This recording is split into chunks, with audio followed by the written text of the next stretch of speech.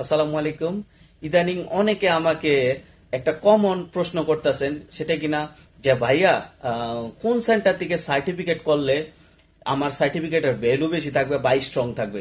ওকে, simply আমি বলে দিই, আপনি যে কোনো সেন্টার থেকে সার্টিফিকেট করেন না কেন, ভ্যালু সেম। তো আপনার কাছাকাছি অথবা নিয়ার বাই বা আপনার টাইমিং এর সাথে যেই সেন্টার মানে আপনার ম্যাচ হয়, ওই সেন্টার থেকে আপনি সার্টিফিকেট বা স্টাডি করতে পারেন। এখানে সার্টিফিকেটের ভ্যালু অল সেম। তবে দুইটা জিনিস আপনি খেয়াল রাখবেন। প্রথম হইতেছে, এই যে সেন্টার থেকে করবেন এই centre must be MM approve ওয়ালা সেন্টার হইতো, মিনিস্ট্রি অফ ম্যান পাওয়ার এর আন্ডারে অ্যাপ্রুভ থাকতে হইব। ওকে।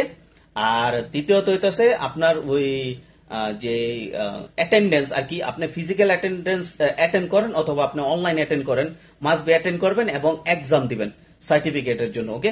তো এই দুইটা জিনিস আপনি খেয়াল রাখলে আপনার সার্টিফিকেট কখনোই মানে সমস্যা হওয়ার কথা না, কখনো সমস্যা হবে না। ওকে। তো নর্মালি আপনার অনেকে চিন্তা করে যে কোন সেন্টার থেকে করলে ভালো হবো। ওকে, তো অ্যাপ্রুভাল কেমনে বুঝবো? আপনি এটা অনলাইনেও দেখতে পারেন, সমস্যা নেই।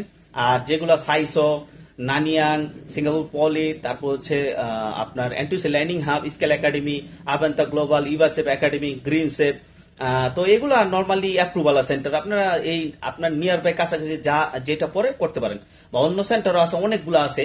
তো আপনার জাস্ট দুইটা জিনিস খেয়াল রাখবেন, অ্যাপ্রুভাল সেন্টার এমএম এর আন্ডারে, আর আপনি ফিজিক্যালি অ্যাটেন্ড বা অনলাইনে অ্যাটেন্ড করেন এবং এক্সাম দিবেন, দুইটা জিনিস। ওকে।